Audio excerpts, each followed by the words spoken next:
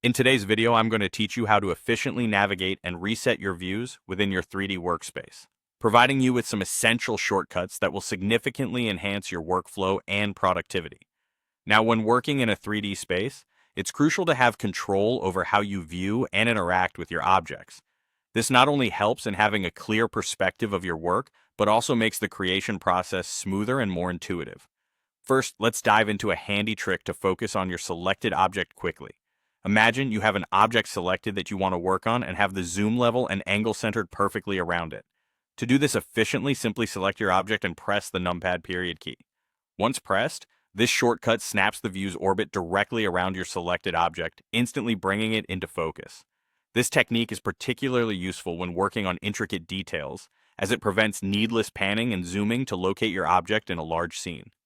Up next, resetting your view to a standard perspective can be extremely helpful when assessing your work from different angles or after you've made numerous changes to your view. This ensures you have a consistent frame of reference no matter where you might have been zooming or orbiting before. Let's walk through the keys that make this simple. For a front view perspective, use the numpad 1 key. This gives you a head-on view, which is excellent for understanding depth and alignment from the front.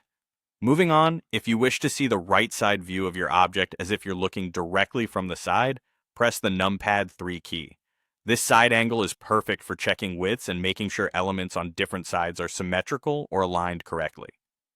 Finally, to switch over to a top-down view, which is great for ensuring that your layout is correctly placed or for topographical adjustments, press the numpad 7 key.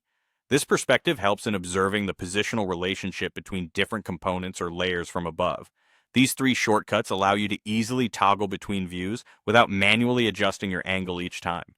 With this know-how in hand, you're now equipped to navigate and control views in your 3D space like a pro.